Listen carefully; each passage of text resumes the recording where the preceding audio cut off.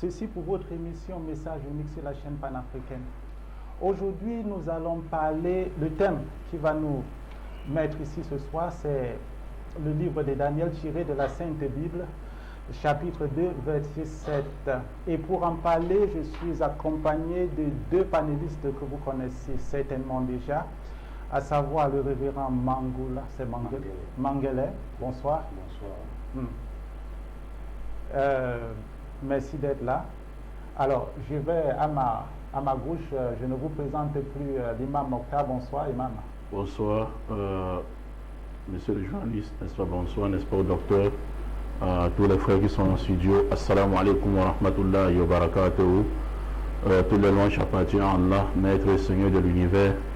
Priez et bénédiction d'Allah sur celui par qui Allah scellé la prophétie, Mohammed, sa famille pieuse, ses fidèles compagnons, tous ses compagnons, ainsi que ceux qui suivront la sunna du prophète Mohammed sallallahu alayhi wa sallam jusqu'au jour du jugement dernier.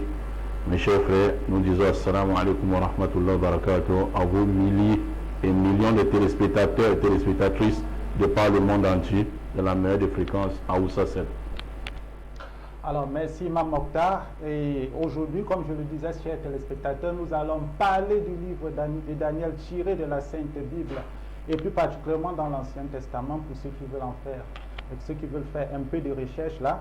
Alors, puisqu'on parle de la Sainte Bible, je vais me retourner vers vous, révérend Mangele. Le livre de Daniel, chapitre 2 à 7, chapitre 2 et chapitre, jusqu'au chapitre 7, parle d'une vision. Est-ce que vous pouvez nous faire un petit résumé de cette vision? Oui, je rends grâce à Dieu pour encore une fois de plus nous présenter dans ce plateau pour rendre gloire et pour dire aux humains de la terre, à tous ceux qui nous écoutent, que la volonté de Dieu est celle qui nous incarne. Ces deux chapitres, mes chers journalistes et mes chers confrères, ne résument qu'un seul. Daniel 2 et Daniel 7 parlent que d'une même chose. Oui. Dans Daniel 2, sur le rêve de Nebuchadnezzar, nous pouvons revenir encore dans ce même Daniel 2, une référence biblique qui se trouve dans Genèse chapitre 41, qui parle du rêve du Pharaon. Et dans ce Daniel 2, ce rêve qui traumatise le roi et qui n'arrive pas à connaître la vérité. Vous savez, Dieu est unique. Dieu est unique, c'est parce qu'il veut connaître sa volonté, il veut connaître son pouvoir, qu'il veut nous faire comprendre que nous les humains, malgré nos postes, malgré nos pouvoirs, il est capable de nous utiliser dans ce même pouvoir pour faire prévaloir sa volonté. Vous savez, c'était difficile à un homme pauvre de parler devant le roi. Or, c'est Dieu qui détermine. Dieu a donc voulu montrer au roi Nebuchadnezzar, bien qu'étant un roi tout puissant, c'est lui Dieu qui détermine qui est qui. C'est Dieu qui a fait à ce que le roi ait cette vision. Et c'est Dieu qui a rendu le cœur du roi tellement dur envers ses magiciens, ces magiciens qu'il y avait dans le village, ces sages. Excusez-moi pour aller plus vite. Moi, je voulais un petit résumé de cette vision pour que les téléspectateurs qui n'ont pas les Bibles puissent comprendre ce qu'on est en train de dire. Un petit résumé tout simplement pour qu'ils puissent s'imprégner du thème. Oui, c'est dans le résumé que je suis en train d'amener. Il faut d'abord qu'on comprenne la volonté de Dieu dans ce passage. On va y arriver. Hein. D'accord. On n'est pas dans le débat. Bon, je vais... Imam Mokhtar, parlez-moi de Daniel. Oui, alhamdulillah, Daniel, ou Daniel en hébreu, ou Daniel en arabe, c'est un grand messager d'Allah qui a vécu au 6e siècle. Et d'ailleurs, Allah a parlé des messagers faisant une allusion à lui dans le Coran, chapitre 21, verset 7. Allah dit A'udhu billahi minash shaitanir rajim wa ma arsalna qablaka illa rijalan nuhi ilayhim fa'as'alu dhikr in kuntum la ta'lamun. Allah Azza wa Jalla dit, Muhammad, nous avons envoyé les hommes avant toi à qui nous avons fait des révélations. Donc Daniel, c'est un messager d'Allah qui a vécu au 6e siècle sur le règne du roi Nabucodonosor, l'empire néo-babylonien. Alors le résumé de Daniel chapitre 2 et 7, qui sont des prophéties pendantes ou bien encore des prophéties jumelles. Comme l'a dit le révérend. Oui, c'était pendant la déportation des enfants d'Israël à Babylone. Et Daniel fut déporté à cause, n'est-ce pas, de sa capacité d'interpréter les rêves. Alors il se retrouvait avec ses deux frères, et ses trois frères plutôt, israélites, à la cour du roi Nabucodonosor. Et un jour, le roi fit un songe. Et le matin, il avait oublié son songe. Alors il a demandé, n'est-ce pas, à son commandant Ajok de faire venir tous les sages de Babylone, les enchanteurs, les astrologues, les magiciens, pour lui faire d'abord lui dire, un, ce qu'il avait vu dans les rêves, et deux, son explication. Étant dans l'incapacité de le faire, alors la sentence était publiée de faire périr tous les sages de Babylone. Allons chercher Daniel aussi pour le faire périr avec ses trois frères israélites plutôt, qui sont Azaria, Mishkaël et Anania. Daniel a demandé à Ajok de dire au roi, parce que sa sentence était très sévère, de lui accorder une nuit pour que le Dieu qui révèle les secrets puisse, n'est-ce pas, lui révéler cela. Et la nuit, le secret fut révélé à Daniel. Un, ce que le roi avait vu, et deux, l'explication de ce que le roi avait vu. Donc les sages, les astrologues, les magiciens charlatans, ils étaient dans l'incapacité de le faire. Vous comprenez un peu? Ça, une fois de plus, vous montrez que les magiciens, ils ne connaissent pas le futur.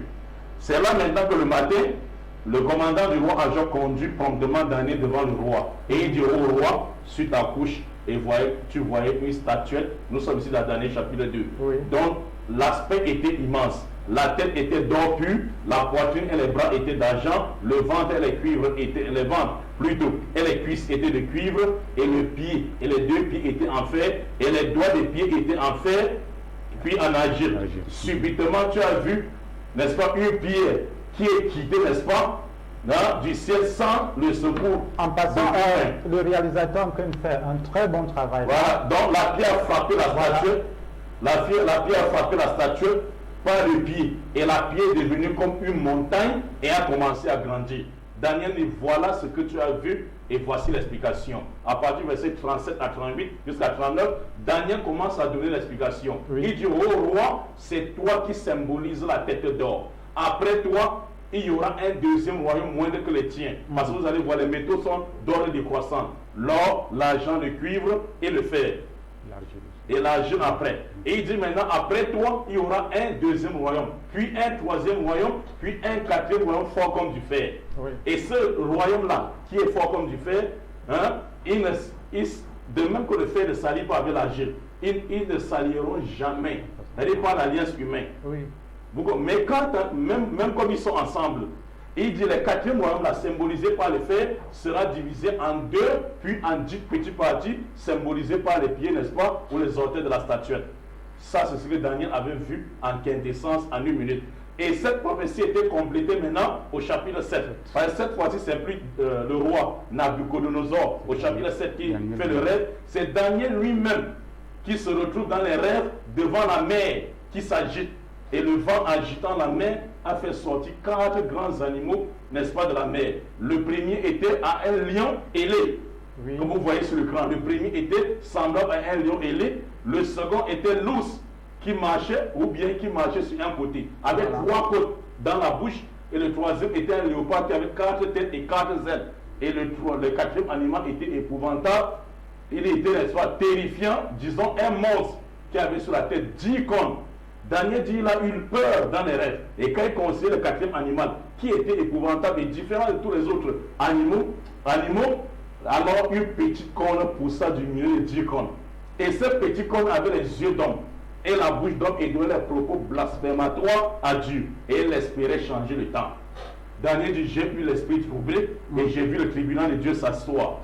Et il y a un homme qui s'est assis, à sa gauche il y avait 1000 milliers qui le servaient, et à sa droite il y avait 10 000 milliers qui le servaient. Je m'approchais de l'un des 5 qui étaient là, pour lui demander ce qu'étaient ces 4 animaux. Alors, il a fait comprendre que ces 4 animaux symbolisaient les 4 grands rois, qui vont dominer sur cette terre. Et je voulais savoir si le 4e animal, qui était différent des autres, il m'a dit c'est le 4e roi du 4e royaume qui sortira de cette terre. Et les 10 cornes symbolisent les 10 sous-rois qui sortiront, n'est-ce pas, de ce 4e animal. Voilà un peu la quintessence, mes chers frères, de ce que dit Daniel 2 et 7. Et ici, il ressort 5 questions Oui. que nous devons nous poser à nous-mêmes sur le plateau et aux auditeurs également. Hein, mes chers frères, la première question, que représentent les 4 métaux symbolisés par que représentent, n'est-ce pas, les 4 royaumes plutôt, symbolisés par les 4 métaux de Daniel chapitre 2 et correspondant aux 4 bêtes de Daniel chapitre 7. On va s'arrêter là, on va Ok. essayer de débattre cette question parce qu'effectivement vous avez déjà fait la moitié du travail en ce qui concerne Daniel 2. Nous allons commencer d'abord par interpréter. D'abord, je vais rester avec vous pour vous demander, parce que vous avez parlé du royaume babylonien. Daniel dit oui. Oui, j'aimerais que vous soyez plus explicite là-dessus pour que les téléspectateurs, parce qu'aujourd'hui, il n'y a pas un royaume qu'on appelle Babylone, à ce que je sache. Oui, oui, c'est Voilà, vrai. vous essayez quand même de dire aux téléspectateurs de quel royaume il s'agit.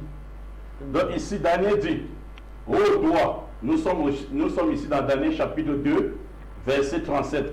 Toi, ô roi, roi des rois, à qui le Dieu des cieux a donné royauté, puissance et force et gloire, auquel Dieu a livré en quelques lieux qu'ils habitent les fils de l'homme, les bêtes des champs et les oiseaux du ciel, et qui a fait dominer sur eux tous. C'est toi qui es la tête d'or.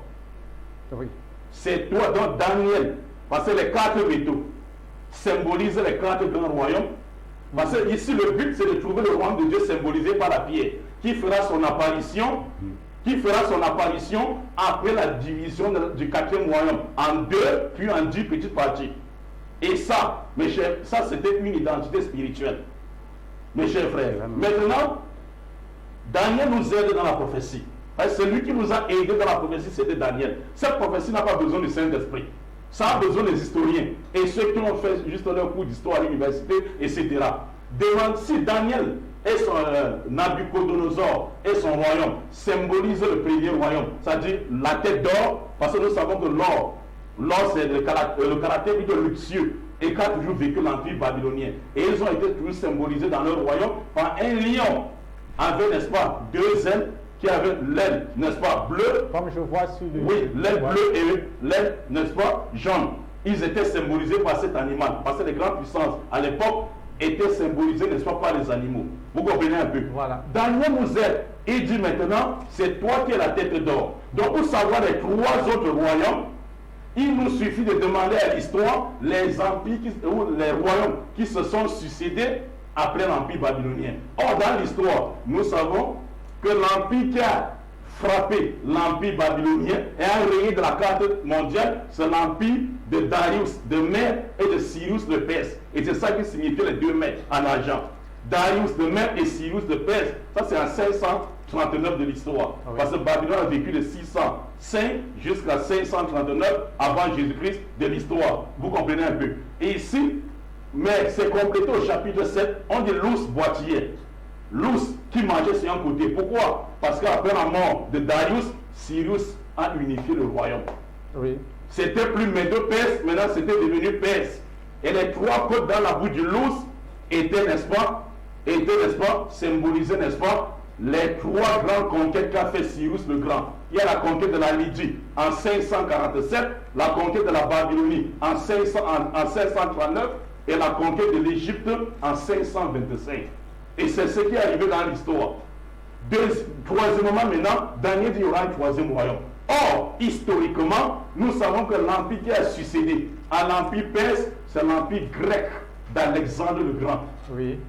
Or, Alexandre le Grand, en 323, Alexandre avant Jésus-Christ, Alexandre le Grand, comme c'était un buveur d'alcool, un champion, n'est-ce pas, de buveur d'alcool, un jour il a organisé une festivité, il a bu jusqu'à ce qu'il est tombé d'une forte fièvre de 13 à 16 jours et il est mort trop jeune à 33 ans. Parce qu'il a établi, n'est-ce pas, son royaume grec, où il a placé sa capitale en Égypte, appelée Alexandrie, jusqu'aujourd'hui. Mais Alexandre le Grand, maintenant, après sa mort, parce que la prophétie est complétée au chapitre 7 par le léopard qui avait 4 têtes. Oui. Parce qu'après la mort d'Alexandre le Grand, son royaume s'est divisé entre ses 4 généraux. Il y avait le général Séleucus Nicator Ier, le général Cassandre, le général Lysimaque et le général, n'est-ce pas, Ptolémée. Et ils ont divisé, n'est-ce pas, l'empire. Il y a le général n'est-ce pas, Cassandre qui avait pris la Macédoine, la Grèce et la Thessalie. Le général Lysimaque qui avait pris l'Asie ou bien le nord de l'Asie mineure. Il y avait le général Séleucus des 14 premiers qui avait pris la Syrie, la Babylonie et la Médie. Également le général Ptolémée qui avait pris l'Égypte et Chypre. Vous comprenez un peu. Maintenant, si on peut prolonger le temps. Allez-y. Oui. Donc maintenant, les ailes, comme dit la Bible, dans Ésaïe 17, verset 12, Jérémie 25, verset 29, le verset 32 plutôt, les ailes dans la Bible, n'est-ce pas, symbolisent la rapidité dans la conquête. La rapidité dans la conquête. C'était ça, le royaume d'Alexandre le Grand ou le royaume grec. Les quatrièmes royaumes maintenant, là où tout va se jouer, où le débat est, mes chers frères, Oui. le royaume historiquement qui a succédé à l'empire grec, c'est l'empire romain. C'est l'empire romain. Or, Daniel nous dit, le royaume de Dieu, symbolisé par la pierre, qui frappera le quatrième royaume, fera son apparition après la division de l'empire romain. C'est-à-dire le quatrième royaume en 2 puis en 10 petits parties. Or, Jésus est déjà là. Je veux, n'est-ce pas? Je vous attendais à ce niveau. Oui. Je vous attendais à ce niveau. Effectivement, je sais que c'est là le nœud. Oui, le nœud, parce que Jésus est déjà là. Alors que Jésus est venu quand l'empire romain n'était pas encore divisé, ni en 2, ni en 10 petits parties. Or, Daniel dit que le royaume de Dieu, symbolisé par la pierre, fera son apparition après la division du quatrième royaume en 2, puis en 10 petits parties. Donc, quand vous allez me remettre la partie, Inch'Allah, on verra quand est-ce que l'empire romain s'est divisé en 2. Là, je voulais revenir sur les jambes en pierre, les jambes en fer. Oui, en fer, les jambes en fer, des pieds, des orteils. Alors, quelle est la signification des jambes en fer, des pieds et des orteils, à moitié fer et moitié agile, selon vous les chrétiens? Oh, monsieur le journaliste, chers confrères, après l'explication de monsieur Mokhtar, l'imam Mokhtar, une explication purement mondaine, or nous sommes ici sur la parole de Dieu. Qui parle de Dieu, parle d'esprit. On ne peut pas parler de Dieu, on amène les gens vers la chair. Non. Alors, vous avez tout le temps de démentir, de nous... Pas de mentir. Il a pris historiquement, comme si on prenait la Bible et le Coran comme un livre d'histoire qui compte ce qui s'est passé. Mais ici, il s'agit d'une prophétie. Daniel est l'un des prophètes. Et chaque prophète vient avec sa prophétie. Daniel parle totalement du résumé du royaume des cieux, du commencement jusqu'à la fin. C'est-à-dire, on est là de la tête aux orteils. Aux orteils, du commencement à la fin. Avant d'arriver dans cette question, monsieur le journaliste, j'aimerais d'abord qu'on comprenne une chose, au commencement, la Genèse. Allez-y. Au moment où Dieu a créé l'homme et la femme, au moment où Adam a péché, à l'instant où Dieu les a chassés du jardin d'Éden, après le péché, chacun allait de son côté. Caïn a demandé à Dieu, si tu ne me protèges pas, quand ils vont me voir, ils vont me tuer. Et Dieu a dit, celui qui va tuer Caïn, je vais le venger cette fois. Caïn est allé dans un monde où il se multipliait, s'est marié. Et dans ce même passage, on parle que les dieux sont descendus en voyant les filles des hommes tellement belles. Ils sont commencés à se multiplier, à coucher avec les filles des hommes, les enfants de Dieu. Les dieux sont descendus. Sont descendus. Maintenant, ils sont d'arriver. Je vais vous arrêter un tout petit peu. Vous aurez tout le temps de... Oui. Alors, quand vous parlez des dieux, ça peut amener à la confusion. Il y a des téléspectateurs qui nous regardent, des téléspectateurs qui savent qu'il existe un seul Dieu.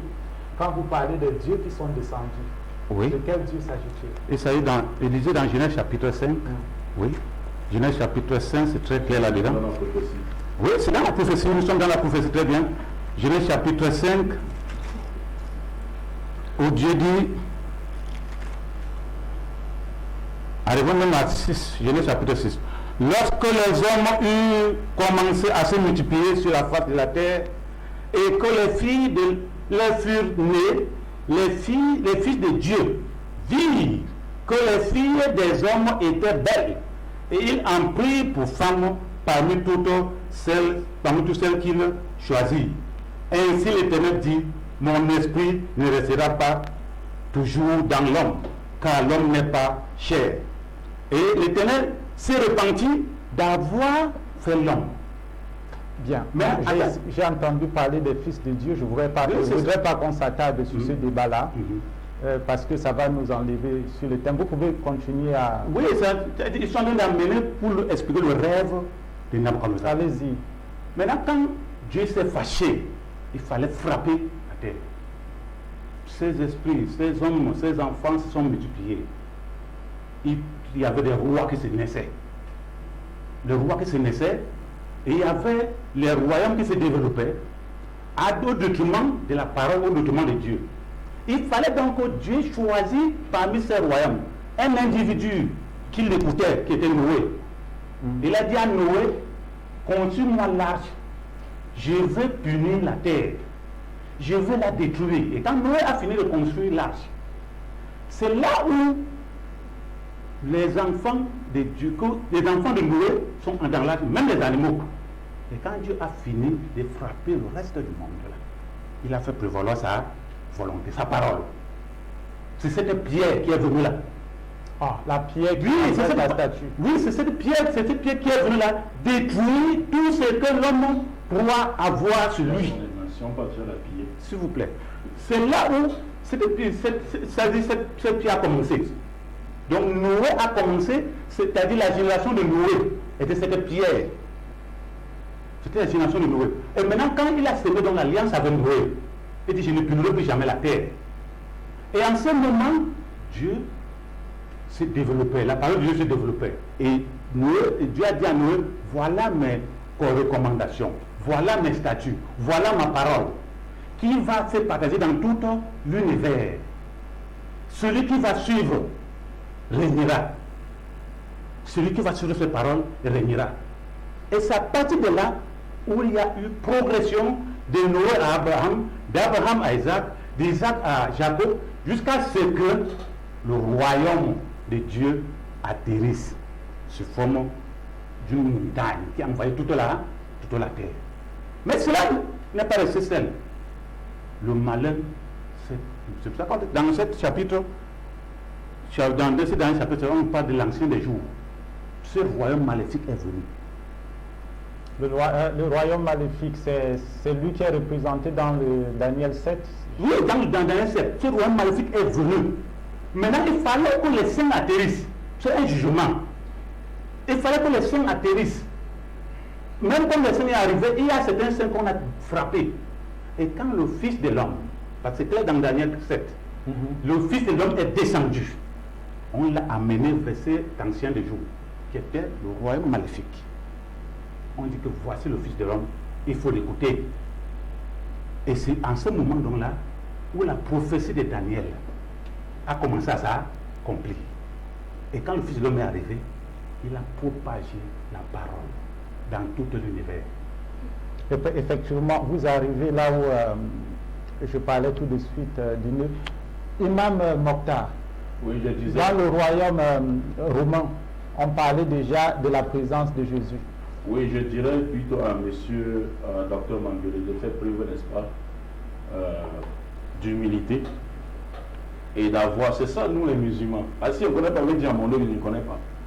Au lieu de t'ingiverser, n'est-ce pas, dans ce que tu ne maîtrises pas. Il vient de dire que la Bible n'est pas un livre historique. Mais tu contredis tous les chrétiens, sauf seulement toi.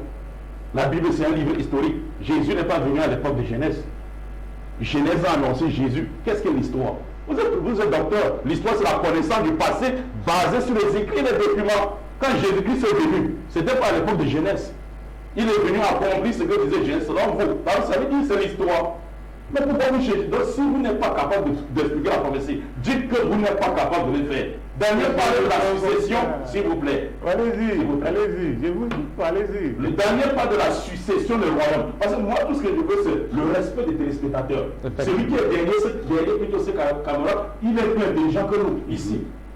Il est plus intelligent que nous. Daniel parle de la succession des royaumes. Jusqu'au temps avec les dates, c'est pas pour rien qu'il parle de la succession des royaumes. Il dit à Nabucodonosor, au verset 37 de Daniel 2, tu es la tête d'or, mais vous négligez. Vous dites, ce sont pas les rois qui restent, mais célestes. Donc, on n'a pas parlé du royaume céleste. C'est ce que vous avez dit ici. Non, j'ai dit le royaume céleste. Vous ne comprenez pas. Non, c'est un registre. Vous avez mal compris. S'il vous plaît, c'est un registre. Vous avez mal compris. C'est mon temps, s'il vous plaît. Allez-y, s'il vous plaît. S'il vous plaît. Allez-y, Imam Donc, Mokhtar. je suis de dire ceci, que les gens sont en train de vous écouter. Vous comprenez un peu. Très bien. Donc, tout ce que je vous demande avec humilité, mon ami Manguélé, c'est faire, n'est-ce pas, vraiment, n'est-ce pas, votre doctorat. Comment vous pouvez dire que la Bible n'est pas un livre d'histoire? Quand le Babylone existait, c'est un royaume terrestre. Daniel dit c'est 4 royaumes terrestres, pas dans les cieux, et qui feront leur apparition par succession. Le roi de Dieu, comme vous avez escamoté la prophétie, directement allez parler de la pierre. Alors que la pierre symbolise le 5e royaume que Dieu va inaugurer sur la terre, après la division des 4. Effectivement, je voulais qu'on s'arrête là. Le 5e royaume là, c'est de quel royaume? Non, s'il vous plaît, vous parlez de 5e alors qu'on ne parle pas même du 5e royaume. Nourrissons les gens spirituellement. S'il vous plaît, ne faisons pas nourrissons la consécration psychique. Les gens ont bien commencé à comprendre la prophétie. Effectivement. Quand on parle du 5e royaume, on a parlé du premier, Babylone, Médo-Père, second, 3e grec. Maintenant, pourquoi on parle de Romains? Où tout va se jouer? Vous voulez qu'on parle du 5e royaume alors que le 4e royaume ne parle même pas. Imam Mokhtar, on va retourner au 4e royaume. Mais ce que je voulais savoir, parce que je vous arrête de temps en temps pour que les téléspectateurs nous comprennent. On va rentrer au 4e royaume parce que je sais que c'est là où il y a le débat. Mais je voulais savoir, parce que quand vous parlez de la pierre, il y a un royaume qui est renversé. De quel royaume s'agit-il? C'est ça. C'est ça le 5e royaume. Le 4e royaume, regardez bien encore l'image.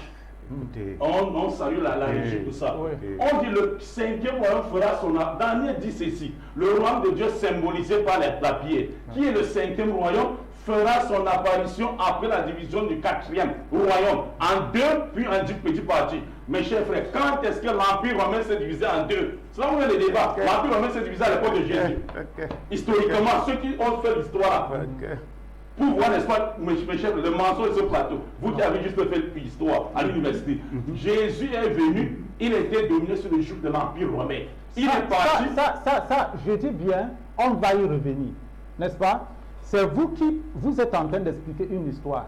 Et de temps en temps, je voudrais que vous soyez plus explicite pour que tout le monde puisse vous comprendre. Mais les gens me comprennent, sauf les gens en studio peut-être. Parce que les gens me comprennent très bien. Non, il faut seulement qu'ils écrivent le message. Vous verrez que les gens nous comprennent bien en studio. Non, pas tout le monde. Parce que je suis de parler, n'est-ce pas, du 4e royaume, qui est l'Empire romain. En faisant comprendre, Daniel dit ceci. Moi, je ne fais que parler du livre de Daniel 2, à partir du verset 40 à 44. Oui. Le royaume de Dieu symbolisé par la pierre que tu as vue, frapper le 4e royaume, fera son apparition après la division du 4e en 2 puis en 10. C'est un royaume qui est symbolisé par la pierre, non? C'est ce que vous êtes en train de dire. Le royaume de Dieu symbolisé par la pierre. Je peux prendre la parole? Allez, s'il vous plaît. Mes chers frères, Daniel dit le royaume de Dieu est symbolisé par la pierre. Il dit le royaume de Dieu est symbolisé par la pierre. Ça fera son apparition. Daniel parle de 5 royaumes. 5 royaumes. Le premier qui est la tête d'or. Le second qui est la poitrine et les bras en argent. Le troisième qui est le cuivre, c'est-à-dire le ventre et, n'est-ce pas, les cuisses. Et le 4e qui représente le fer. Et Daniel dit le royaume de Dieu est symbolisé par la pierre. Et lui, il n'est pas constitué de métaux. Il sortira du ciel sans la lance d'aucune main et venir frapper la statue par les pieds. A dit celui qui détruira le 4e royaume. C'est ce que Daniel allait vous faire comprendre. Voilà l'image. Voilà. Maintenant, ce 4e royaume, c'est qui? L'Empire romain. Maintenant, pour identifier le royaume de Dieu, demandons-nous quand est-ce que l'Empire romain s'est divisé en 2, puis en 10 petits parties, et qui a détruit historiquement l'Empire romain pour l'identifier que c'est le royaume de Dieu. C'est tout. C'est tout ce que l'histoire juste nous demande. Or, Jésus est venu quand les Romains dominaient. Jésus est parti, il a laissé l'Empire romain. Non, laissez-le parler. On vous donne la parole. Allez-y, on vous donne la parole. Parce que moi, nous sommes ici par exemple. Allez-y. Donc ici, mes chers frères, les 4e royaume, c'est l'Empire romain. Jésus est venu quand l'Empire romain dominait.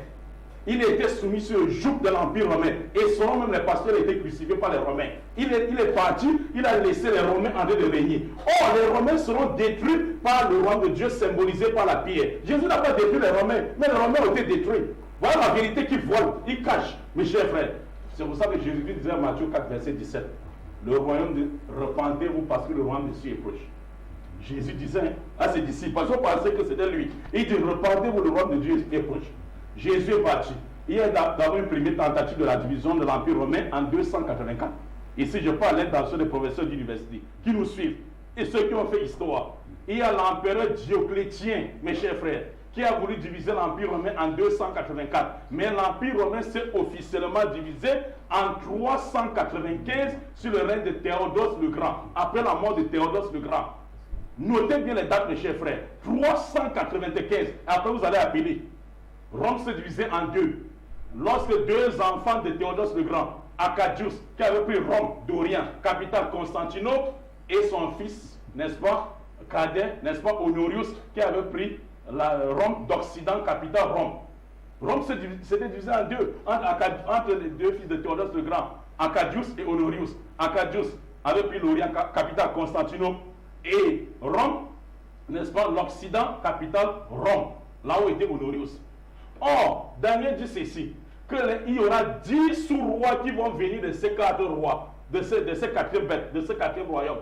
Or, nous savons, mes chers frères, et vous qui avez fait université, l'histoire à l'université, il y a un grand roi Ondoak en 476 qui a fait son apparition et qui a laissé, n'est-ce pas, les tribus barbares, ce que vous avez étudié à l'université, qu'on appelle les tribus barbares. Ils ont fait leur apparition dans la partie occidentale de Rome et ils ont fragilisé l'Empire romain d'Occident. Il y a, je donne avec les dates, mes chers frères, il y a les Alamans, les Francs, c'était en 351. Ils ont fait leur apparition. Il y a les Burgondes, les Suèves, les Vandales qui ont fait leur apparition en 406. Il y avait, n'est-ce pas, les Visigoths en 408, les Saxons ou Anglo-Saxons en 449, les Ostrogoths, les Lombards et les Érus en 453. Tout ça avant 476. Parce que c'est en 476 que Rome d'Occident est devenue faible. C'est pour ça que Daniel a dit les doigts des pieds étaient en argile et en partie de fer. En partie d'argile et en partie de fer. Et Rome, n'est-ce pas, s'est taillé dans sa partie occidentale. Grâce à ces 10 tribus barbares, mes chers frères. Donc ces 10 tribus barbares qui est aujourd'hui à la base de l'Union européenne aujourd'hui, qui ne vise que le royaume de Dieu. Le royaume de Dieu symbolisé par la pierre. Toute la force de Rome maintenant était en Orient. Capitale Constantinople, jusqu'à ce que Constantin VIII était obligé de déplacer toute la force de Rome pour transformer par l'Empire byzantin ou la Byzance. Ou la Byzance, mes chers frères. Maintenant, Daniel dit, il y a une petite corne qui a poussé du milieu de 10 cornes et qui parlait de Dieu. Or, historiquement, nous savons que la première église qui est sortie en parlant de Dieu à Rome, c'est l'église catholique romaine. Ce sont des Romains. Mes chers frères, vous allez voir, regardez, n'est-ce pas, les témoins de Jéhovah. Ils ont écrit sur cette prophétie, mes frères. Prophétie de Daniel. Parce que quand un docteur vient essayer de dire, c'est pas historique. Peut-être chez eux, les protestants, c'est pas historique. Mais ici, chez les témoins de Jéhovah, qui sont les chrétiens qui font des recherches, ils ont écrit sur ça. Et ils ne demandent pas ce que nous sommes en train de dire, mes chers frères. Il y a aussi un grand français, n'est-ce pas, Pierre Lanarès, mes chers frères, qui écrit le livre qui dominera le monde. Parce que nous avons affaire, n'est-ce pas, à ces savants chrétiens, juifs également, mes chers frères. Pierre Lanarès, qui dominera le monde. Et après avoir lu ça, mes chers frères, il se soumit. Il se soumit. Pourquoi? Parce que c'était une identité. Daniel dit ceci, mes chers frères, que le royaume de Dieu fera son apparition après la division du quatrième royaume en 2, puis en 10. Or, le royaume romain s'est divisé en 2 en 395 de l'histoire après Jésus. Et c'est émietté par la partie occidentale en 476. Maintenant, l'église qui est sortie du milieu des 10 cornes, les protestants les disent, les témoins de Jéhovah les disent, ils disent que c'est l'église catholique romaine qui donnait des propos blasphématoires à Dieu. Et même dans le livre d'Apocalypse, ils ont appelé la mer des impudiques. Ils sont appelés la mer des impudiques. On va, Inch'Allah, déchiffrer toutes les prophéties, même les prophéties d'Apocalypse. Vous comprenez un peu? Donc, mes chers frères, l'église catholique romaine maintenant, au sein de l'église, à Rome, nous sommes ici en 325. Il y a eu un grand problème au sein de l'église, parce qu'en Alexandrie, en Égypte, il y avait un prêtre qui s'appelait Arius. Et qui a eu des problèmes avec l'évêque de la ville qu'on appelait Alexandre d'Alexandrie. Parce que Arius soutenait que Jésus-Christ n'était pas Dieu. Ça, c'est avant Mohammed. Arius disait que Jésus n'est pas Dieu. Mais Alexandre d'Alexandrie disait, l'évêque, disait que Jésus était Dieu. Et ce désordre est arrivé à Rome. Dans les oreilles du pape, qui a demandé l'assistance de Constantin le Grand, qui était l'empereur de l'époque. Alors ils ont convoqué le premier concile de 21 conciles catholiques qu'on appelle concile de Nicée. Pour mettre à nu, pour rayer, n'est-ce pas qui? Arius. Et lorsqu'ils ont mis Arius maintenant, Daniel dit, j'ai vu 3 cornes de 10 se casser. Pendant que la petite donnait les propos blasphématoires. Or, ce sont les 3 tribus barbares qui avaient embrassé l'arianisme. Bien, le révérend Mangele va essayer de vous répondre par rapport à... S'il vous plaît, et revenons sur la prophétie de Daniel. Daniel a expliqué sa prophétie. On n'a plus rien ajouté dessus. Si nous revenons dans Daniel 2, verset 44, il dit bien, dans le temps de ces rois, le Dieu des cieux suscita un royaume qui ne sera jamais détruit et qui ne passera point sur la domination d'un autre peuple. Il brisera et anéantira tous ces royaumes-là et lui-même subsistera éternellement. Revenons encore dans Daniel 7, verset 13. Je regardais pendant mes visions nocturnes et voici sur les nuées des cieux arriva quelqu'un de semblable à un fils de l'homme. Il s'avança vers l'ancien des jours et on le fit approcher de lui. Quand M. Mokhtar nous dit que Jésus était déjà là, on l'avait déjà crucifié. Et c'est la prophétie de Daniel qui s'est accomplie après Jésus-Christ. Je ne comprends pas. S'il connaît même la Bible, quand il dit ça, quand il sort ça, il connaît la Bible. Daniel annonçait le royaume des cieux. Parce que si vous partez si vous lisez bien la Bible, vous ouvrez Matthieu 8, verset 20, ou bien Matthieu 9, verset 6, et Matthieu 10, verset 7, il dit bien, le royaume des cieux est arrivé au milieu de nous, qui était Jésus-Christ, le Fils de l'homme. Parce que le mot Fils de l'homme est dans beaucoup de passages bibliques. Je dis beaucoup de passages bibliques. Et le Fils de l'homme n'est pas autre que Jésus-Christ. Il n'y en a pas un autre Fils de l'homme en dehors de Jésus-Christ. Parce que quand vous ouvrez Job 25, verset 6, et Somme 8, verset 5, vous en trouverez clair. Et dans ces chapitres-ci-là, lisons plus clairement le Somme 2. Monsieur le journaliste, lisons plus précisément le Somme 2, qui va plus nous éclaircir. Le Somme 2 nous dit: pourquoi ce tumulte parmi les nations, ces vaines pensées parmi les peuples? Pourquoi les rois de la terre se soulèvent-ils et les princes se liguent-ils avec eux contre l'Éternel et contre son oint? Brisons les liens, délivrons-nous de leurs chaînes. Celui qui siège dans les cieux rit, le Seigneur se moque d'eux. Puis il leur parla dans sa colère. Il les épouvante dans sa fureur. C'est moi qui ai oint mon roi sur Sion. C'est ce royaume-là. C'est cette pierre-là. C'est moi qui ai oint mon roi sur Sion. Ma montagne sainte, c'est une montagne qui envahit tout l'univers. Ma montagne sainte, je publierai le décret. L'Éternel m'a dit: tu es mon fils, je t'ai engendré aujourd'hui. C'est cette montagne. Tu es mon fils, je t'ai engendré aujourd'hui. Demandez-moi, je te donnerai les nations pour héritage, les extrémités de la terre pour possession. Tu les briseras avec une verge de fer. Tu les briseras comme la vase d'un potier. Et maintenant, roi, conduisez-vous avec sagesse. Juge de la terre, recevez instruction. Servez l'Éternel avec crainte. Et réjouissez-vous avec tremblement. Baisez le Fils de peur qu'il ne s'irrite. Voilà la conclusion générale même de toutes ces deux révélations de Daniel. Quand l'imam Mokhtar m'amène sur l'histoire, comme ça me fait parfois rire. Quand il dit la Bible est un livre d'histoire, attends, j'arrive. Oui, vous allez vous garder. Attendez, quand vous suivez les explications d'imam Mokhtar par rapport au royaume de la terre, est-ce qu'il y a quelque part où vous ne comprenez pas? Ou alors... Ça ne peut même pas donner avec moi, puisque quoi? Puisque lui il est en train d'expliquer les choses du monde. ce royaume du monde. Donc, Mais la vous Bible, êtes dans le spirituel. vu la Bible, elle a évident. été claire là-dessus. La Bible a été claire dessus. Même le Saint-Coran a été clair dessus. Et il n'y a rien à expliquer des royaumes babyloniens, les royaumes, c'est pas ce qu'il a expliqué là. Tout ce qui nous importe ici, sur la prophétie de Daniel, la clé fondamentale, cette pierre qui n'a pas été faite de main d'homme, a frappé la statue. Tout s'est émietté, tout s'est dispersé partout. Et cette pierre a grandi, a envahi la terre et disait Saint, Saint, Saint est l'Éternel, le Fils de Dieu vivant. Mais est-ce que c'est. Je ne sais pas où il est en train de partir d'amener. Il a changé complètement le thème où nous sommes.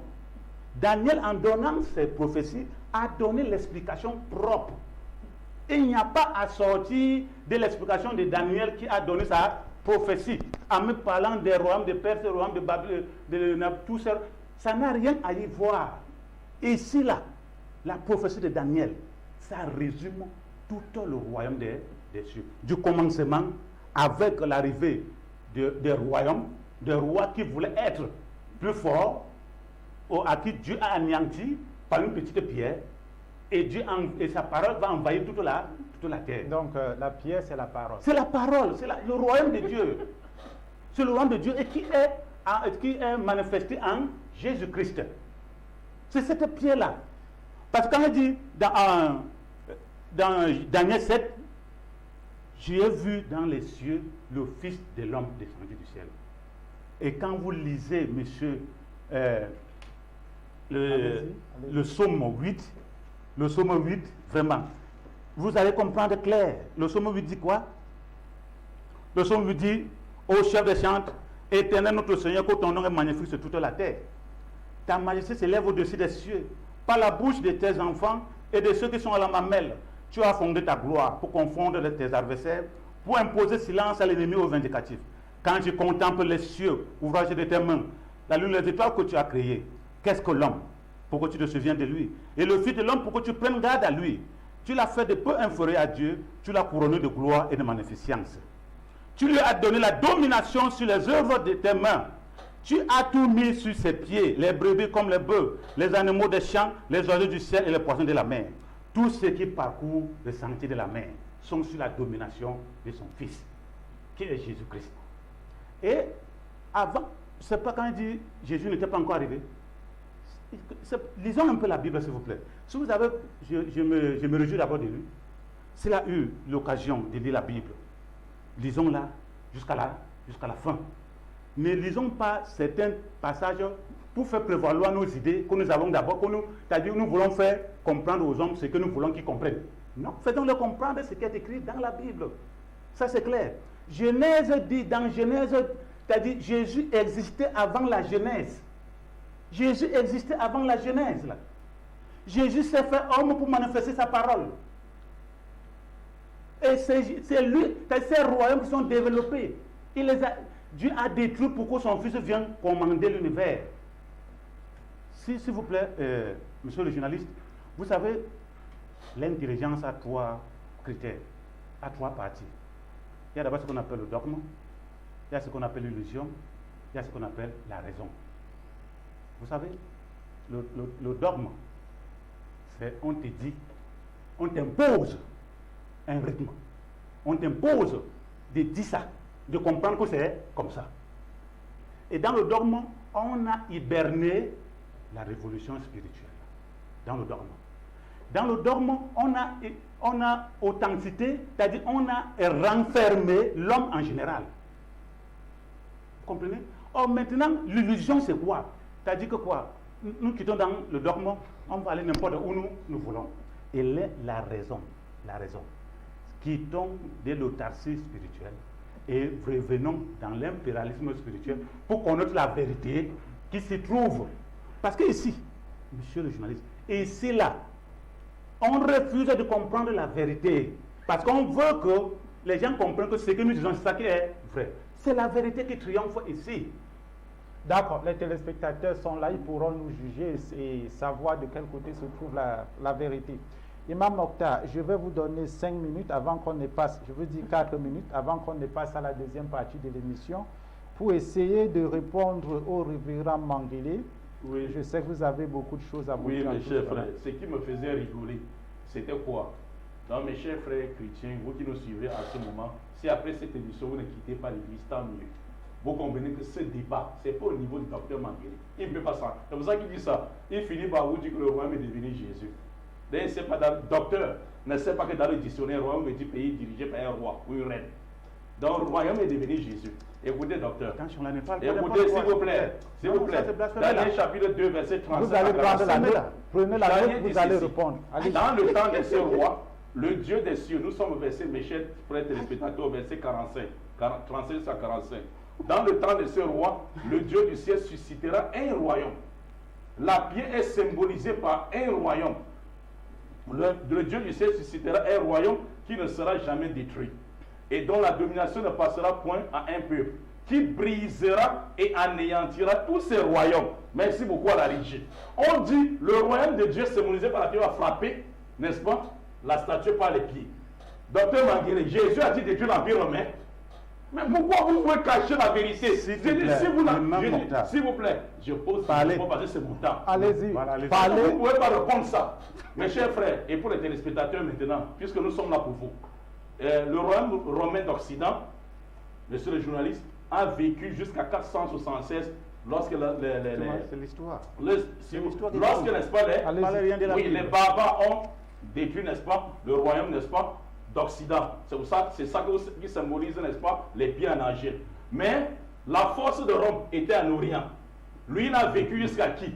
Qui a détruit les Romains? Mes chers frères, c'est en 1453. À l'époque, n'est-ce pas, d'un empereur appelé Mehmed II, l'Empire turc ou ottoman, qui a frappé et détruit l'Empire romain. Cette muraille que Mehmed II ou Mohamed Al-Fatih, il a fait, n'est-ce pas, devant le muraille pour frapper et tuer et couper la tête de Constantin IX, qui était uni. Or, Daniel dit, identifiez juste le royaume de Dieu par celui qui détruira le 4e royaume. Historiquement, je vous en prie, aidez maintenant les téléspectateurs, demandez à Dr Manguele, on dit le royaume de Dieu symbolisé par la pierre, va frapper, n'est-ce pas, le 4e royaume. Rome n'existe plus. Qui a détruit l'Empire romain? Et le courage de voir, n'est-ce pas, la caméra, et vous dites que c'est Jésus. Et vous dites que c'est Jésus. Pourquoi vous cherchez à esquiver la guidance? Tu as fini? Merci Imam Mokhtar. Vous allez, avant de revenir vers vous, vous allez prendre les notes. Oui. Parce que nous allons passer, nous avons déjà fait la moitié de l'émission. Nous allons passer à la deuxième moitié où, chers téléspectateurs, vous pourrez intervenir en direct à travers les appels ou les SMS. Thank you everybody. You can send us message and you can call us. Thank you. Nous passons à la deuxième partie de l'émission. La page en couleur.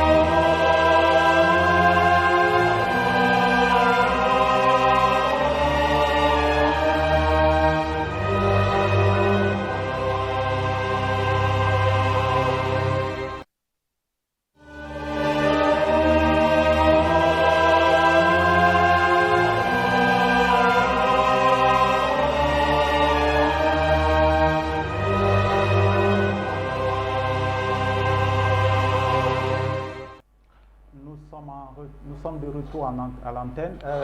Mesdames, Messieurs, vous pourrez nous appeler, vous pourrez intervenir directement à travers les appels ou alors nous écrire au numéro 658 93 52 15.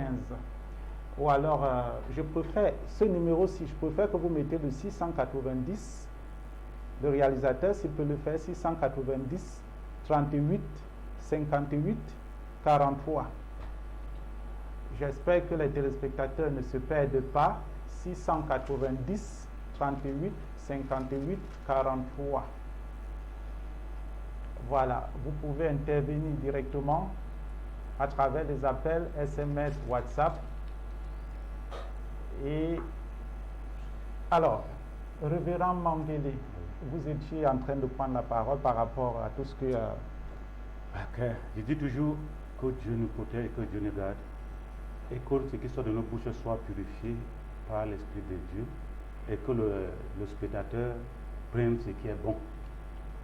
Vous savez, la prophétie de Daniel, je reviens encore à M. Mokhtar. La prophétie de Daniel. Daniel a dit sa prophétie et a donné son explication. Pourquoi nous devons encore ajouter d'autres choses dans ce que Daniel nous a dit? L'Empire romain. 38, 58, 43. L'Empire romain, c'est un empire qui était là depuis. 38, 58, Jésus est 43. venu trouver cet empire. Allez-y. Hein? Jésus est venu trouver cet empire. Mais ici, dans la prophétie de Daniel, on parle de la statue, c'est-à-dire des royaumes du monde. C'est-à-dire les chefs, les rois du monde. Parmi ces rois du monde, il y aura le roi qui viendra des cieux, formé par le Fils de l'homme. Il va former son royaume, et ce royaume va paralyser tous les royaumes du monde là. Je ne sais pas pourquoi on veut rester dans l'histoire des choses qui n'ont rien à voir avec Dieu. Je vous prie beaucoup, M. Mokhtar. Je dis toujours que je vous félicite beaucoup, parce que l'islam, personne ne peut arrêter la Bible jusqu'à lire. Vous comprenez ça? Et moi, je le félicite beaucoup parce qu'il parvient au moins à lire la Bible. Et j'aimerais qu'il ait aussi la possibilité aux autres islamiques de lire la Bible. Que chacun prenne la Bible et lire lui-même. Là, ça serait très plus bien. Ne confisquons pas la Bible pour nous. Et les autres aussi, on les interdit de ne pas lire. Non. Laissons-les aussi à lire la Bible. D'accord, retournez donc je reviens dans cette prophétie encore. Ouvrons Apocalypse 13. Allez-y. Apocalypse 13.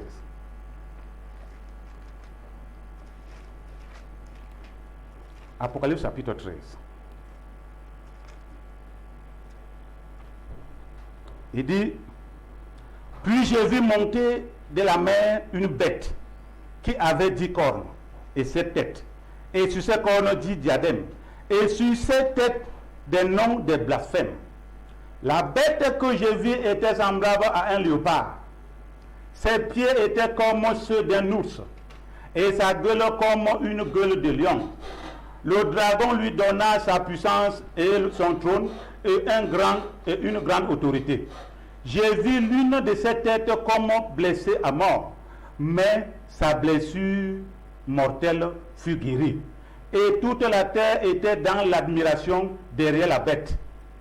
Et il adorait le dragon, parce qu'il avait donné l'autorité à la bête. Il adorait la bête en disant, qui est semblable à la bête et qui peut combattre contre elle.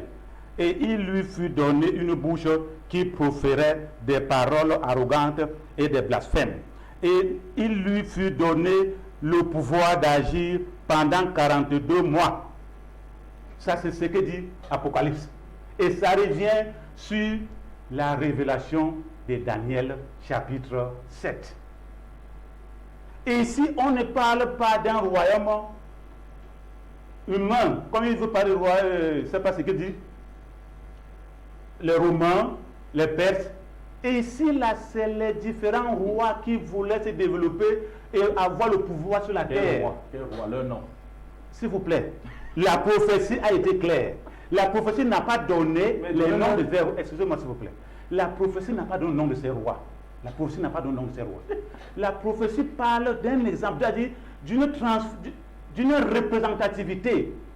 Et il montre que cette représentativité, pour les hommes, serait détruite par le royaume des cieux, qui est représenté par le Fils de l'homme. Je ne sais pas, je ne comprends pas encore là où il est en train de vouloir venir. L'histoire que M. Mokhtar nous compte, bien sûr, si tu as fait l'histoire à l'université, même dans l'école de théologie, je l'ai fait. Quand tu parles de l'école de théologie, on te compte l'histoire des Perses, on te compte l'histoire des Romains, ça c'est clair. Mais je vais donc leur rappeler que, après Jésus-Christ, l'apôtre Paul a prêché l'évangile dans tous ces royaumes-là. C'est écrit au Corinthiens, c'est un royaume arabe. Tu vois, non? Il a prêché l'évangile dans tous ces royaumes-là. Mais quand il me dit que le royaume, comme voilà, c'est l'histoire de l'histoire romaine et les différents rois qui apparaissaient, mais non, s'il vous plaît, je ne suis pas là. Je ne suis pas en train de contredire son domaine historique. Mais ce n'est pas de ça qu'on parle ici dans la Bible. Bien, révérend Manguele, je vais lire quelques messages qui nous parviennent là, parce que nous devons faire honneur aux téléspectateurs. Alors, j'ai là Adidja Abdou, courage, imam. Je vous en prie, en envoyant vos messages, précisez vos pays d'origine, parce que ça nous aide également. Alors, je ne veux pas des injures ici, M. Brandol Ibrahim Traoré. Je vais passer sur votre message. Que Dieu vous bénisse, vous protège et vous bénisse contre tout le mal du monde, Inch'Allah. C'est Amidou Kabouré. Rachidou Abdul nous dit, merci Imam, je vous suis à partir de l'Angola, à Cabinda. C'est l'occasion pour moi de saluer toute la population de l'Angola qui nous suit. Alors, je continue là avec notre ami de la Côte d'Ivoire, Amidou Kabouré. Moi, je vous suis depuis la Côte d'Ivoire. Gabola, moi, je vous suis depuis le Niger. Abou Diabaté, salut à vous. Moi, depuis le Burkina Faso, c'est Karim Yanogo qui nous parle. Alors, Imam, je veux parler du révérend Manguele. J'ai une question pour vous. Bonsoir, ma question s'adresse au pasteur. Depuis la classe de CM2, on nous a enseigné que c'est Mohamed, je crois, il a écrit Mehmet. Mehmet II. Voilà, Mehmet II, effectivement, merci. C'est Mehmet II. Mehmet II, dit le conquérant qui a détruit l'Empire romain, dit byzantin. Alors, j'aimerais que, comme pasteur, défend que c'est Jésus qui est le Fils de l'homme dans la prophétie. Nous prouve biblique. Attends, je vais recommencer là. Que comme pasteur défend que c'est Jésus-Christ qui est le Fils de l'homme. Oh là là, ça part, ça revient. Il y a des gens qui dérangent là. Alors, je recommence. Bonsoir, ma question s'adresse au pasteur Depuis la classe de CM2, on nous a enseigné que c'est Mehmet II, dit le conquérant qui a détruit l'Empire romain, dit byzantin. Alors, j'aimerais que, comme pasteur, défend que c'est Jésus qui est le Fils de l'homme dans la prophétie, nous prouve biblique et historique. Bibliquement, c'est ce qu'il voulait écrire, mais il a écrit biblique, il a fait une erreur. Bibliquement et historiquement, que c'est lui, Jésus-Christ, ou la nation chrétienne qui a détruit l'Empire romain. Notez bien, je veux une réponse claire, sortant de la Bible, ou des données historiques, et non des fables et des philosophies. Merci cordialement, professeur NS Prosper et Belay. Oui, merci. Professeur. Je vais d'abord lui faire comprendre qu'il ouvre un peu Matthieu 8, verset 20. Jésus, voyant une grande foule autour de lui, donna l'ordre de passer de l'autre bord. Et dit, un scribe s'approcha et lui dit, Maître, je te suivrai partout où tu iras. Jésus lui dit, le renard ont des tanières, les oiseaux du ciel ont des nids, mais le Fils de l'homme n'a pas où reposer sa tête. Ça, c'est ce que Jésus dit dans Matthieu 8, à partir du verset 20. Il a détruit les Romains. Écoutez, s'il vous plaît. Allez-y, je réponds à la question. Voilà. Maintenant, les téléspectateurs nous suivent. Et la deuxième question, c'était laquelle? Parce qu'il y a au moins ça. Disons, allons nous sommes dans Matthieu 9. Matthieu 9, qui dit, à partir du verset 6, or, afin que vous sachiez que le Fils de l'homme a sur la terre le pouvoir de pardonner les péchés. Lève-toi, dis au paralytique, prends ton lit et va dans ta maison. Ça, c'est Jésus qui dit. Voilà les versets bibliques qui prouvent que le Fils de l'homme ici, c'est Jésus-Christ. Maintenant, quelle était sa deuxième question? Ben, il fallait relever. Là, je suis passé. Alors, on va revenir là. Imam Mokhtar, parce que j'ai beaucoup de questions pour vous. Oui, mes chers frères. Je remercie, n'est-ce pas, les téléspectateurs, parce que nous sommes là, comme nous disons, pour les téléspectateurs. Parce que vraiment, il n'y a pas de débat. Parce que le débat, c'est que lorsque quelqu'un en face a les arguments, en face, il n'y a pas de débat. Parce qu'il dit que les royaumes sont terrestres. S'il veut un débat sur ça, je lui prouve bibliquement que Daniel a expliqué que tous ces royaumes, dans Daniel chapitre 5, Daniel montre que Médo-Perse, c'est lui, n'est-ce pas, l'argent. Dans Daniel chapitre 8 également, il montre que les Grecs, c'est eux, n'est-ce pas, qui symbolisent, n'est-ce pas, le cuivre. Mais il dit que ce sont les royaumes que Daniel a négligés. Donc, parce que même la Bible même, notre docteur ne maîtrise pas la lettre. Non, nous sommes ici, mes chers frères, comme nous sommes là pour vous. C'est les musulmans historiquement qui ont détruit l'Empire romain.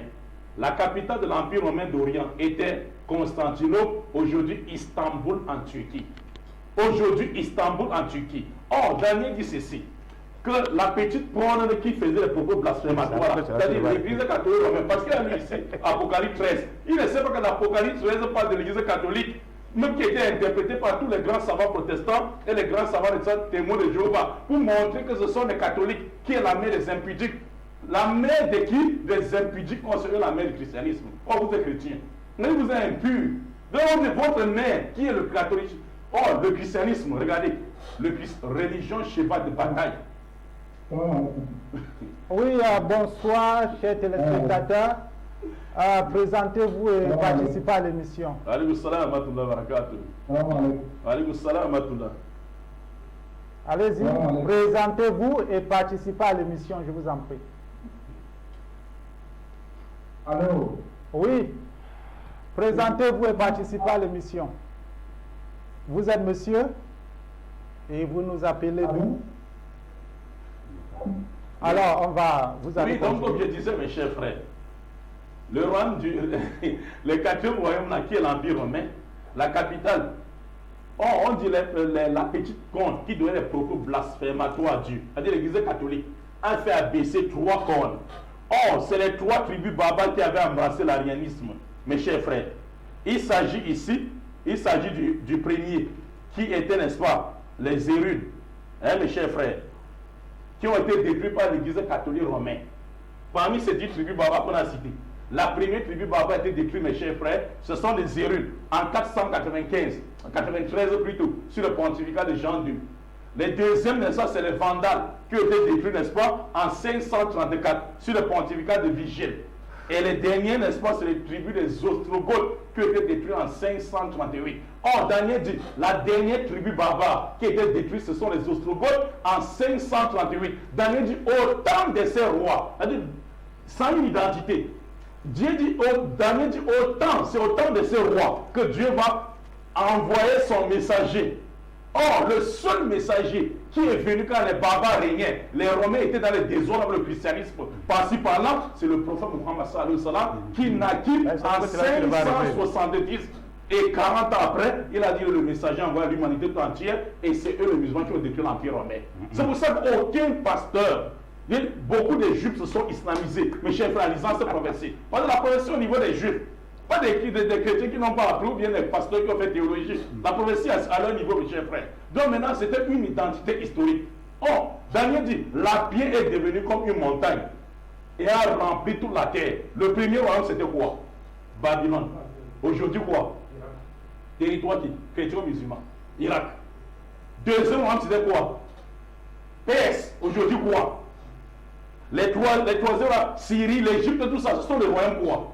Daniel dit c'est devenu comme une montagne. Et il dit ceci, que le Fils de l'homme, il n'y a personne, les gens, vous avez la vidéo, vous allez encore voir les erreurs. Ils commettent les erreurs. Vous allez encore voir beaucoup d'erreurs qu'il a commises. Il dit ceci, personne n'est appelé Fils de Dieu dans la Bible, sauf seulement Jésus. Qui vous a dit ça? Avant Jésus, il y a les gens qui étaient appelés Fils de l'homme. Je vous rappelle que celui qui était appelé Fils de l'homme, s'il vous plaît, la personne qui a été appelée, et si je vous donne les références, avant de vous suivre, avant de les donner, allez-y, référence biblique, monsieur le pape. Moi, je suis le téléspectateur. Je dis, mes chers frères, la personne qui était appelée, avant que je donne les références, la personne qui a été appelée Fils de l'homme, dans la Bible, plus que tous les autres Puis que Jésus même, c'est le prophète Ézéchiel. 92 fois, Dieu appelle Ézéchiel fils de l'homme. Or, Jésus a été appelé fils de l'homme dans la Bible 83 fois. Il ne connaît pas ça. Parce qu'il n'a pas fait théologie. Tu n'as pas fait théologie, tu ne peux pas connaître ça. Maintenant, le fils de l'homme de Daniel 2 et Daniel 7, c'est pas Jésus. C'est qui alors? Et Bible. Vous avez Ouvre. Est-ce que vous me dites la Allez-y. Respectons-nous. Respectons-nous, docteur. Ouvre. Ouais, ouvre. Ça fait mal même patienter. C'est la vérité. Ah, Donc ici, Bible Top. Ouais. Notre journaliste, Bible Top, traduction écuménique biblique, glossaire, fils de l'homme. Je veux que c'est vous qui lisiez ça. Non, vous lisez comme non, il a il faut que commencé. vous lisiez, vous. Non, lui, c'est lui qui lit. Maintenant, mes chers frères, Donnez-moi la référence. S'il vous plaît, il demande la référence. On lui donne la référence, il donne la référence. Voilà. Pourquoi vous êtes embrouillé, docteur? Allez-y. Vous fuyez la guidance, pourquoi? Donc ici, fils de l'homme, l'expression fils de l'homme apparaît toujours dans le Nouveau Testament prononcé par Jésus lui-même. Dans de nombreux cas, il est évident que le titre lui servait à désigner lui-même. En certains passages, pasteur, notez ça aujourd'hui. Vas-y. Après ça, on va aller à la mosquée. En certains passages, l'expression évoque l'autorité d'un autre personnage encore à venir, le juge de la fin du temps, et cet emploi est sans doute inspiré de Daniel 7:13. Est-ce que vous allez vous repentir? Ça va? Tu as tout dit. Attention, monsieur le attention, s'il vous plaît. L'autorité d'un autre personnage encore à venir, le juge de la fin du temps. En attendant qu'il réponde à votre question, vous allez répondre. Je m'arrête un peu. Oui. Vous allez répondre. Je vais faire un petit clin d'œil aux téléspectateurs là. Il y a Adidja. C'est Adidja Abdou. Oui. C'est elle qui nous suit depuis Lyon. Adidja, elle nous suit depuis Lyon. Elle dit qu'elle nous suit depuis Lyon là. Moi j'ai une question à poser. Imam, comment il fait pour avoir le sang-froid dans les débats? C'est Amidou Kabouré qui nous écrit. Mohamed Haroune Kara depuis le Tchad. Courage au pasteur d'accepter les clarifications de l'imam sur la dite prophétie. Il y a la Mali Nakrachi, Adidja Abdou, oui, bon, elle parle à Abdou, bon, elle dit je suis notre infatigable imam depuis Marseille. Alors, j'ai Ibrahim Tchala, shalom au docteur. Depuis Sénégal, j'aimerais savoir si Jésus-Christ a combattu un peuple avec épée ou comment est-ce que Jésus-Christ a fait pour détruire le 4e royaume. J'aimerais bien prenez les notes, je vous en prie, parce que vous savez, les messages viennent, les messages partent. Mohamed Haroun Akara depuis le Tchad, courage au pasteur d'accepter, j'ai déjà lu ça. Je vous suis depuis Brazzaville. Pourquoi les chrétiens, lorsqu'ils sont au bout des arguments, lit toujours au spirituel? On parle des royaumes terrestres, lui parle du royaume des cieux, et parfois dans la confusion. Alors, c'est Patrick Toutou qui nous suit depuis Brazzaville au Congo, qui écrit ce message. Pourquoi l'Église mère ne défend jamais sa doctrine? Les prêtres, les cardinals et tous leurs taf, ils sont muets. Il m'a fini avec les pasteurs. Moi-même, je m'ennuie maintenant. Alors, c'est Karim Yanogo qui nous suit, je ne sais pas de quel pays. Paix et salut sur lui. Alors, là, c'est bon.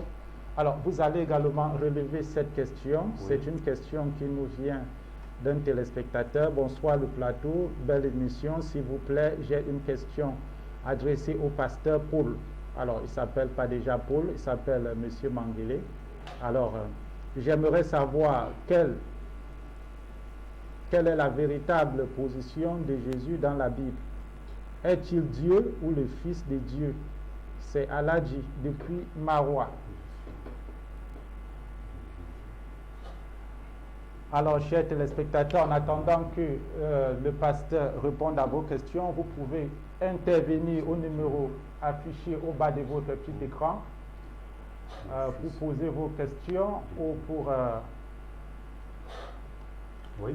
Alors, est-ce que je veux d'abord, avant d'arriver aux questions que les téléspectateurs ont demandées, j'aimerais répondre d'abord à M. Mokhtar. Effectivement, allez-y. Parce qu'il y a une chose qu'on doit comprendre. dans la croyance. Le mot musulman ne veut pas dire celui qui part à la mosquée. Je l'ai dit dès le début des choses. Ceux qui partent à la mosquée sont les islamistes. Mais ils ne sont pas les musulmans. Musulman veut dire soumission uniquement à un Dieu unique. C'est ça ce que signifie musulman. Ça ne veut pas dire celui qui part à la mosquée. Ça, il faut qu'on soit clair dans ces choses-là. Jésus est issu d'une famille musulmane. C'est-à-dire une famille qui avait pour unicité Dieu. Et Jésus est venu témoigner l'unicité de Dieu.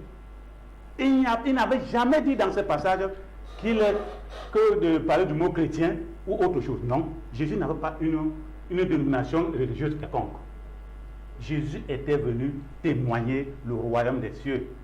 C'est-à-dire que quoi? Témoigner, ceux qui vont écouter sa parole seront appelés les musulmans. Ce n'est pas ceux qui partent à la mosquée, s'il vous plaît. Il faut qu'on soit d'abord clair dans ces choses-là. Alors, vous continuez, oui, vous allez évoluer parce que ce n'est pas le débat. Oui, maintenant revenons un peu sur la première question. Comment Jésus a pu détruire le 4e royaume? Avait-il l'épée? Ça, c'est une question qu'il ne doit pas répondre. Cette question, pour la répondre, je reviens à la dernière question du deuxième auditeur qui demande quelle est la véritable position de Jésus dans la Bible? Était-il Dieu ou le Fils de Dieu? Je ne peux pas vous le répondre sans passer au véritable verset biblique. Jésus dit, qui m'a vu, a vu mon Père. Mon Père et moi, nous sommes un. Jésus dit, dans Jean 8, 58, avant qu'Abraham ne fût, je suis. Jésus dit, je suis celui qui va vous amener vers le Père. Je suis le seul chemin qui amène vers le Père. Et il n'y en a pas d'autre chemin en dehors de Jésus-Christ. Il n'y en a pas d'autre chemin. S'il y a d'autres chemins, mais que ce chemin vienne emprunter le chemin de Jésus-Christ pour atteindre le Père. Ça, c'est ce qui est clair là-dessus. Quand Jésus prend la couverture, c'est-à-dire l'autorité de Dieu sur lui, est-ce qu'il a envie d'utiliser l'armée ou l'épée pour détruire? Rien que son souffle seul, rien que son regard, rien que sa respiration, détruit tout à son passage qui est contre sa volonté, qui est contre la volonté de Dieu. Il n'a pas envie de prendre l'épée. Il n'a pas envie d'utiliser une arme. Non, Jésus n'a pas envie de tout ça. Revenons un peu sur le frère qui a posé la question que depuis la classe de 6e ou de Kolkumande, on parlait de l'histoire. S'il te plaît, nous ne sommes pas ici pour faire les cours d'histoire. Nous ne sommes pas ici pour faire les cours historiques des téléspectateurs qui ont aussi fréquenté plus que nous-mêmes. Ils connaissent ces choses même-là. Ils ont fréquenté, ils ont fait les écoles, les lycées, les universités. Nous ne sommes pas ici pour les apprendre l'histoire. Nous sommes ici pour les apprendre quelle est la volonté de Dieu dans tout ce que nous parlons, dans tous ces passages bibliques. Quelle est la place de Dieu là-dedans? Pourquoi, où Dieu doit intervenir? Il faut qu'ils comprennent pour savoir le vrai chemin. Parce qu'ici, les téléspectateurs doivent nous écouter pour choisir le vrai chemin. Ce n'est pas pour aller n'importe où. S'il vous plaît, je le dis encore. Aujourd'hui, j'ai dit là qu'il y a l'intelligence à 3 parties. J'ai dit le dogme, l'illusion et la raison. Voilà les 3 parties de l'intelligence. Vous savez, le dogme que les islamistes ont introduit sur ce qu'ils enseignent, c'est pour les faire croire que Mohamed est une divinité. Voilà ce qui est dans la tête. Mohamed est une... Ça, ils doivent comprendre ça. Maintenant, là c'est l'autarcie de la parole de Dieu. Maintenant, sortons de cette autarcie. C'est-à-dire, sortons pour un impérialisme. Parce qu'il y a beaucoup de religions qui ont apparu. Laquelle, d'ailleurs, je dirais la vérité. Il vient de nous présenter l'image d'un document du témoin de Jéhovah. Je ne suis pas contre. Maintenant, lisons l'intérieur. C'est-à-dire, parvenons, quand on lit, laissons aussi l'autre à. C'est-à-dire, laissons les autres lire pour qu'ils comprennent la vérité qui se trouve à l'intérieur. Parce que si il peut arriver à la mosquée aujourd'hui et dire, mes chers frères, je vous ordonne de chacun acheter, bien je veux partager le Nouveau Testament. Lisez et venons au débat. Nous devons comprendre que vraiment la liberté d'expression spirituelle est arrivée. Mais aujourd'hui là, quand on veut parler de Dieu, s'il vous plaît, parlons uniquement de Dieu. Laissons l'histoire, on n'enseigne pas la foule, on n'enseigne pas le téléspectateur. Ils connaissent déjà tout ça. D'accord. J'arrive. Oui. Tout ce que vous allez dire là-bas comme histoire, ils connaissent ça déjà depuis. Ce n'est pas ça qu'ils veulent nous écouter, ce n'est pas ça qui les pousse à nous écouter. Ils veulent comprendre dans tout ce que on parle là, quel est le vrai chemin à suivre. C'est ce qu'ils veulent comprendre. Ce n'est pas l'histoire qu'ils connaissent déjà. Ils sont assez intelligents pour savoir de quel côté se trouve la vérité. Alors, Imam Mokhtar. Nul n'est plus sourd que celui qui ne veut pas entendre. Et il dit que si quelqu'un veut connaître la vérité, les gens cherchent à connaître où est la vérité. La vérité est simple. Pour connaître la vérité, il faut passer par où Daniel a dit de passer. Les témoins de Jéhovah, voici ça, mes chers frères. Qui sont les chrétiens qui font des recherches. Si c'était les témoins de Jéhovah, le débat devait être bien avancé. Et voici ça. Les mêmes statues qui donnent là. L'empire babylonien, grec, l'empire perse, grec et romain. Sauf eux ne connaissent pas, ou sauf lui, ne connaît pas que les témoins de Jéhovah sont d'accord avec les musulmans sur ce parti. Sauf lui.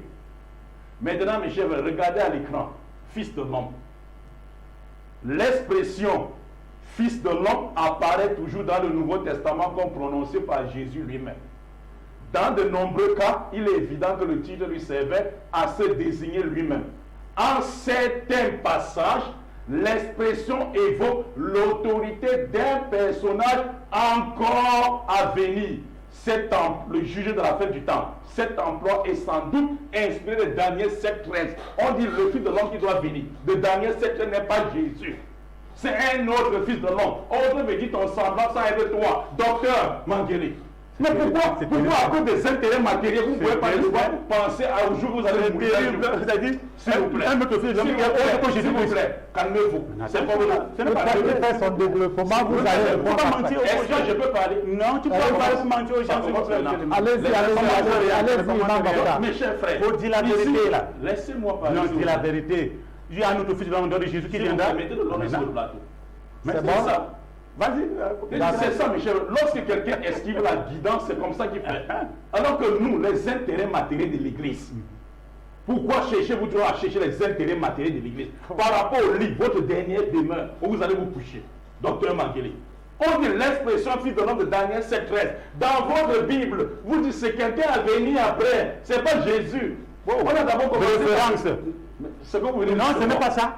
Ah, dans la Bible, on met la Bible top. C'est comme ça chez les chrétiens. Allez-y, c'est comme ça chez les chrétiens. Allez-y. Donc, mes chers frères, Daniel dit dans le dernier chapitre 7 ce fils de l'homme, maintenant, nous sommes là pour déterminer qui est Muhammad. Sallallahu alayhi wa sallam, mes chers frères. Qui fait comment? S'il vous plaît, arrêtez de vous agiter. Respectons-nous. Vous avez dit Jésus, il a dit Mohamed, il a dit ce qu'il. Aux journalistes.